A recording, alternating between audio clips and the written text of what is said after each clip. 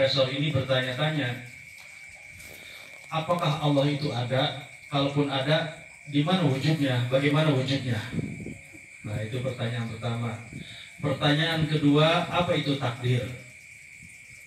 Dan pertanyaan ketiga, kalau misalnya neraka itu dari api, apakah setan nanti akan terbakar? Kan setan itu terbuat dari api. Nah, ini pertanyaan dari seorang profesor yang sedang mencari pembuktian.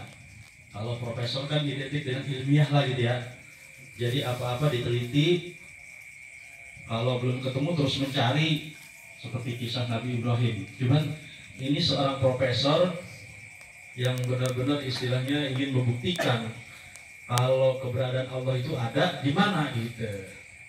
Dijawab dengan cara singkat oleh santri ketika 3 pertanyaan itu dipertanyakan kepada khalayak umum, tidak ada yang bisa menjawab.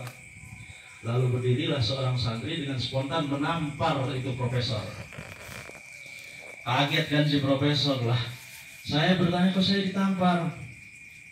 Tamparan ini adalah jawaban dari tiga pertanyaan yang Bapak ajukan. Pertama, Bapak bertanya, apakah Allah itu ada?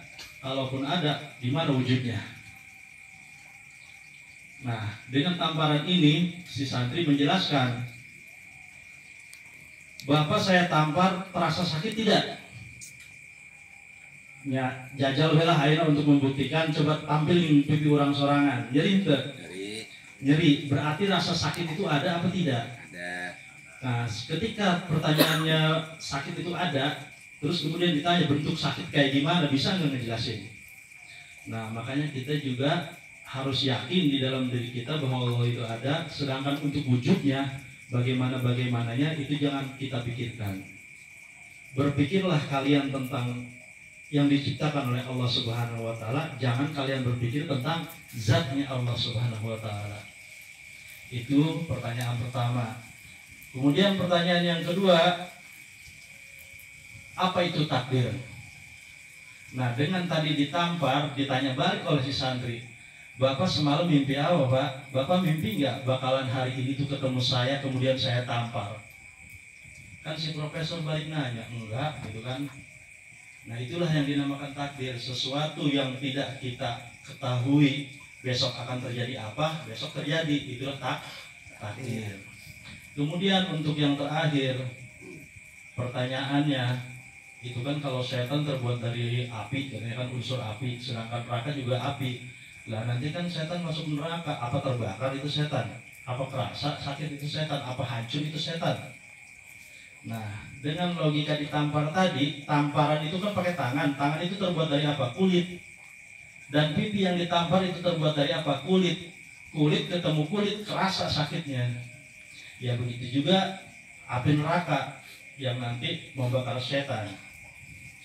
Karena emang sudah dijanjikan oleh Allah Subhanahu wa taala bahwa setan itu nanti akan masuk neraka.